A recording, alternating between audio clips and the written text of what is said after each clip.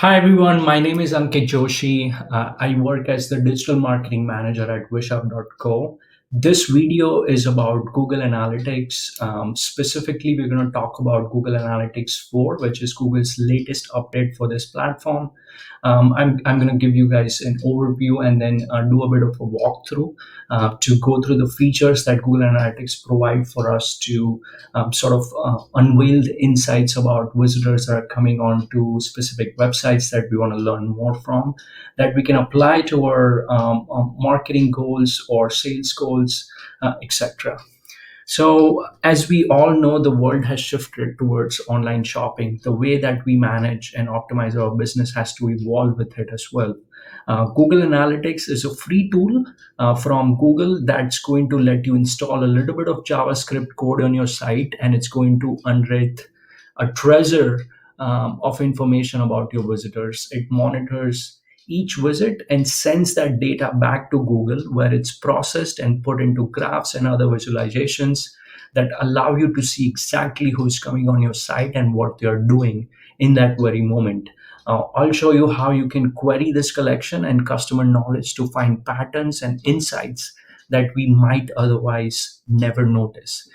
In fact, we can use the power of Google's machine learning to surface the type of insights that a computer can do far more effectively than a human ever could be, shifting through millions of individual interactions.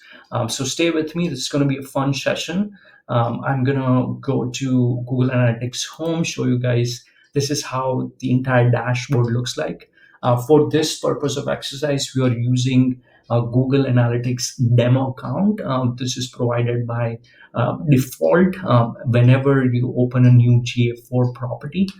So before we dive into this, I just want to go through some series of basic steps on how to set up Google Analytics on your website, and then how you can start using it. So first, we're going to go into the admin tab. And here you can find two different options: create account and create property. So obviously we already have an account. You can just type in Google Analytics and open your own account. You don't need a website for it. You can always run with a demo account to sort of learn the bits and pieces of Google Analytics. But of course, you will need a website when you want to evaluate your own website's data or a client website's data. So once you have set up that account, then it's time to sort of create a property. Property just simply translates to your websites. So there are different options given here.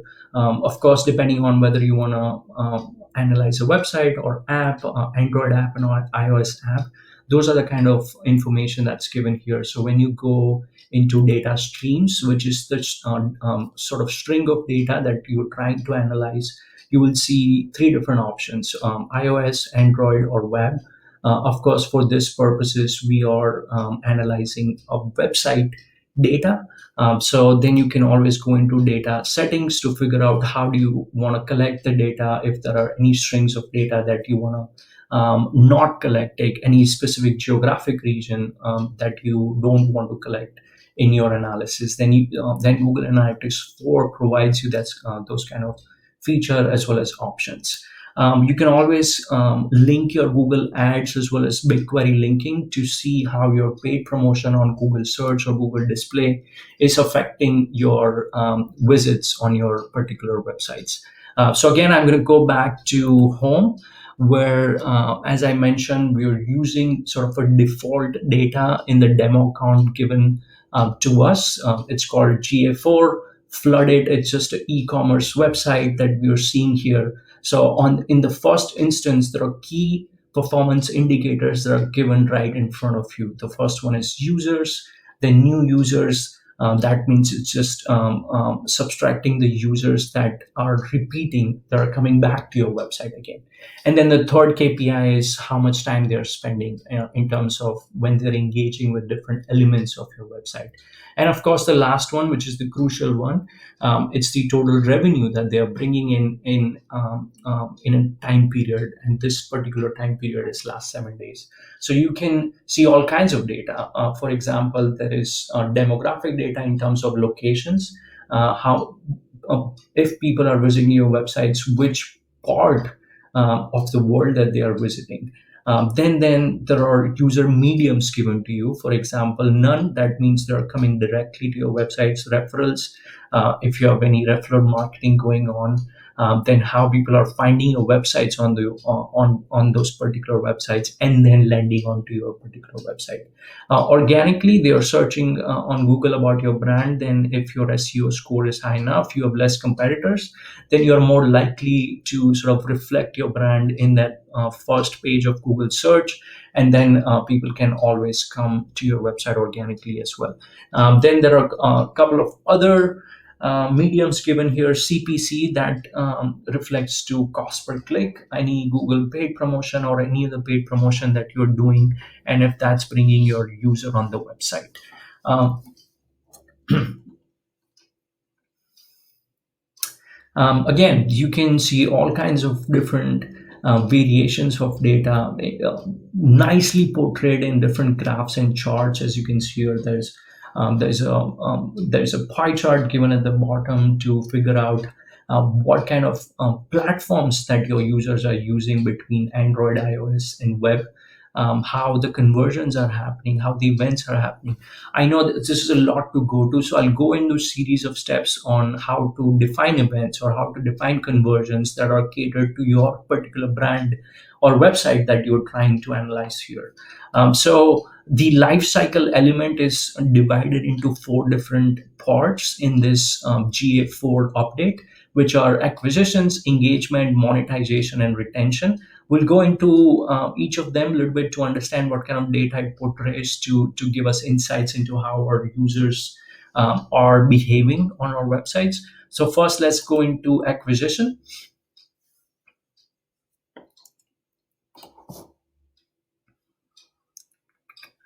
And again, acquisition is defined or separated between two categories: user acquisition and traffic acquisitions. Just to give you insights into, and they are pretty robust data. So as you can see here, how in last 2 to 3 months our users are trending in terms of total users and new users. That gives you insights into if you are attracting new users, are they coming back and again, or do you have to come up with a retargeting plan for your brand so that you can bring back to those users if they did not or did purchase a particular product or service on your website, just to increase your loyalty. Then there is a live data element to this particular tab as well. As you can see, users in last 30 minutes. If you have a big sort of a promotion coming up, this is a pretty fun tab to sort of keep your eye out if how users are trending. If you are marketing across different platforms such as search, social, programmatic, email, or if you are doing any native website buys. So this whole tab is going to be about sessions and how users are coming to your website. So you can always play around with this data. You can, if you are using UTM parameters for your marketing programs, then you can search how users are coming by which particular medium or which particular source or source and medium. And if you have given your links any particular name of the campaign, then you can always see that here as well. So here, for example, when we source it by session source, then there are 55,000 users coming directly. There is some sort of promotion going on Google Play, so there are 2.2 K users are coming directly from Google Play, and so on. So you get the idea here how you can analyze the data by different source, by different mediums, by different campaigns, or source and medium. Then on the right bottom here, it gives you the idea of lifetime value. If you are an e-commerce brand, you are attracting a lot of users, but how it is impacting your lifetime value in terms of revenue, because that's the most important thing about digital marketing or a business itself, that how you're creating money, and then at the end of the day, how you're creating a loyalty around it so that same users come to the website and then purchase your product or service again. So that this is a more sort of a general overview about acquisitions. We'll go quickly towards engagement. So and then As I mentioned, I'll go more detail into events.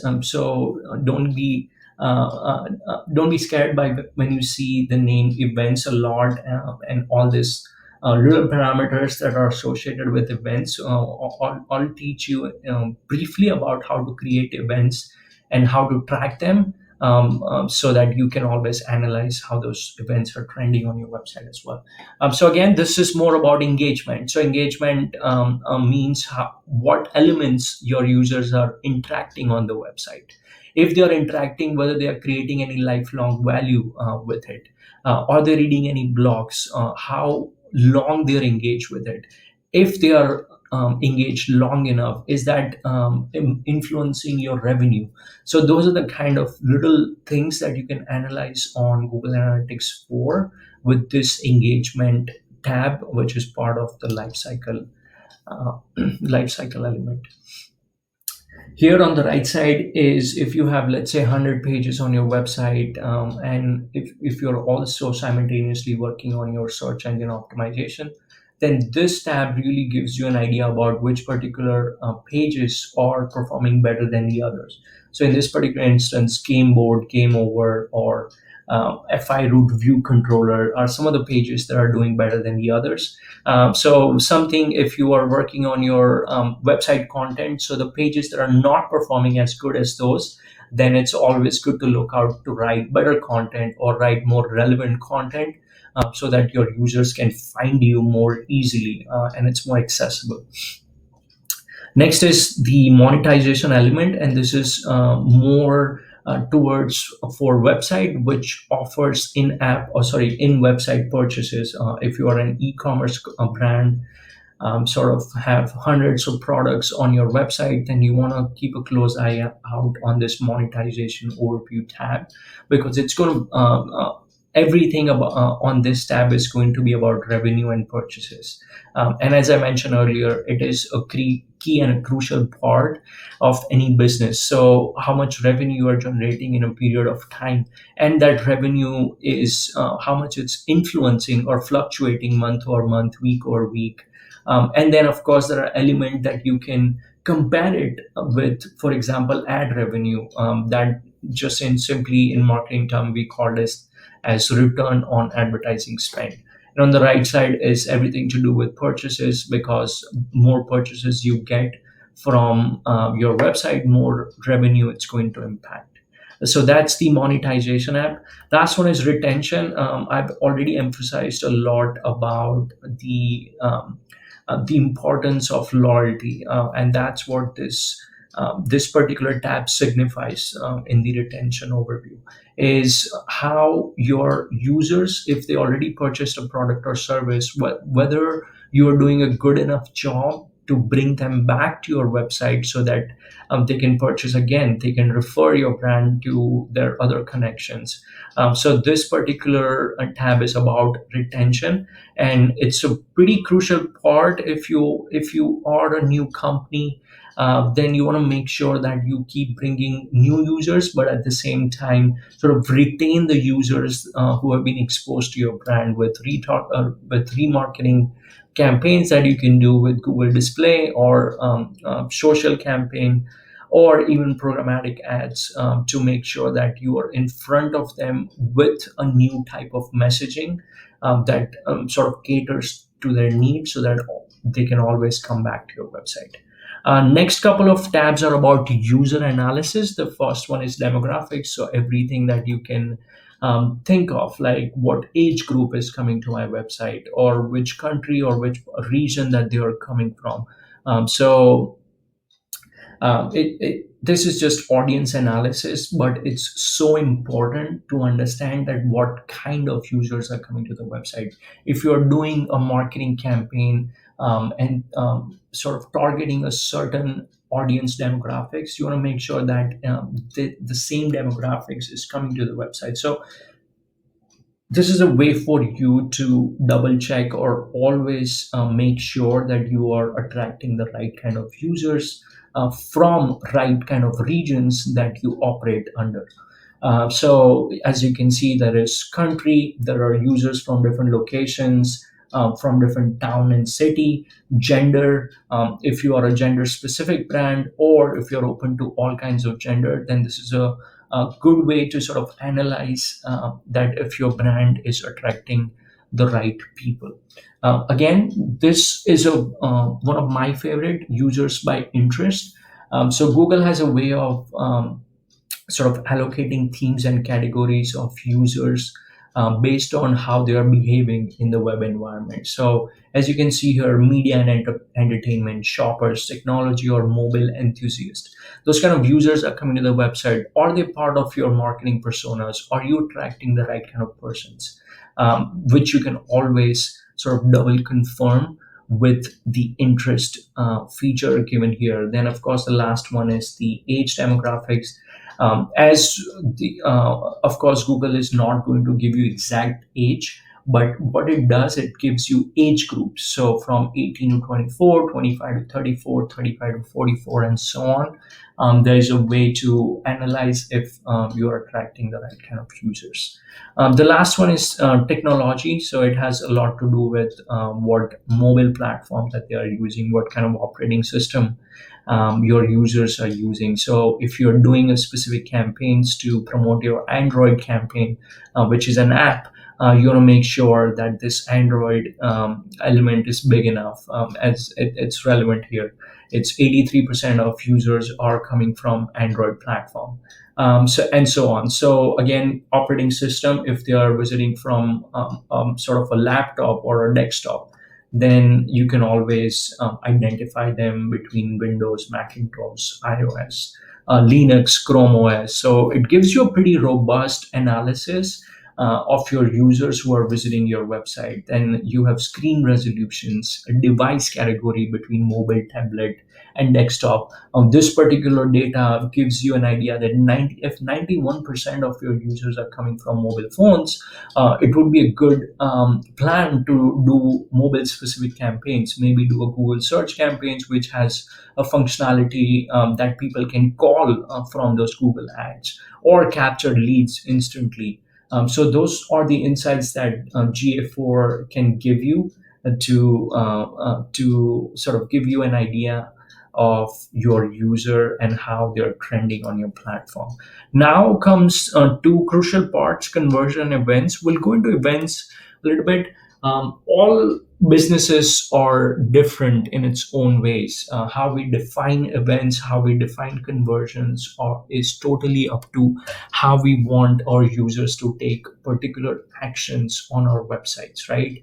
If we are trying to capture a lead, then we want to make sure that once someone fills out their information and hits confirm, we are tracking that as event as well as a conversion. So here it is pretty easy to create an event. Of course, this is a demo account, so it won't let us create an event. But creating an event is easy. It just asks you what is the name of the event, what is the URL going to be for Google to identify it as an event. So let's say, for example, wishup.co, someone is trying to come and fill out a lead gen form. Then wishup.co is going to change into wishup.co/confirm or /thank you. Then that becomes an event for you, right? And it is also a key conversion for you. So here you can quickly create that event. It's once someone does that, or you can always do that as a test, then it will reflect here. You're already seeing some of the events. Then that would be sort of a sign up event. It will reflect here once a user goes through that event. Then you can always go back to conversion and track that particular event as a conversion. So you saw all those events, the same events are listed here, and then you just have to toggle this towards mark as conversion. That means next time if someone is going to come on wishup.co, and if it's a potential client or a potential applicant, if they're going to fill out their information, hit confirm, then if I'm managing Wishup's Google Analytics for property, I'm going to know that someone filled out a form. So that's how you can track event, and that's just a one small particular example. If you're an e-commerce company, there are going to be a series of steps that you can track as events, which is going to be crucial for your business to understand if people are people are adding certain products in your carts. Well, that gives me an understanding to keep those products very top of my website, because more and more people are adding those particular products.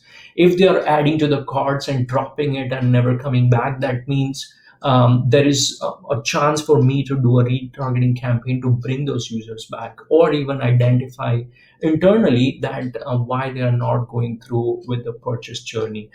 So those are the kind of things that you can learn from events and conversion, and sort of start tracking it in real time, which is a crucial, very key step in Google Analytics for property.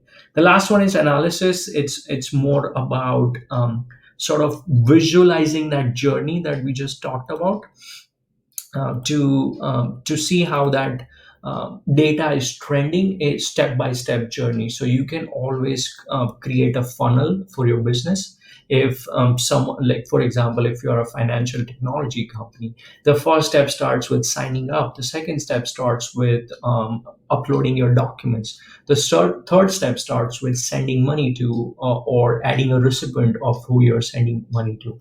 So that's how you can create funnel based on your particular brand, and start analyzing data and start analyzing drop-offs as well. If 100 users are coming to the website, 70 of them are taking a first key action and only 30 of them are taking a second key action. So that gives you an understanding of what is the drop-off rate, what is the bounce rate of your website. And you can create those individual paths for your particular brand. Couple of other really cool things about GA4 is audiences. If in your marketing strategy you identified that you want to track just certain kind of users, or those particular users are your primary audiences, let's say male, female, age between 25 to 40, who are residing in United States, or even in certain parts of United States. So now, although GA4 is going to give you users coming from all around the world, or all kinds of age groups and genders, but you can create an audience easily that sort of more caters to your primary audience. So you can just fill out, um, uh, you can tap on create an audience, and then come up with all different factors that you want to keep as your primary audience.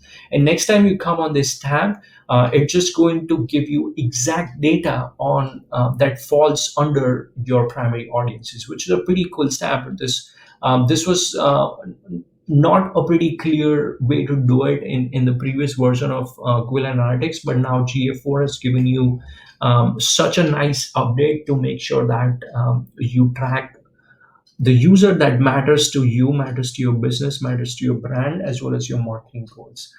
So this is me, Ankit Joshi. You can always write me at ankit.joshi@wisup.co for if you have any questions about Google Analytics 4.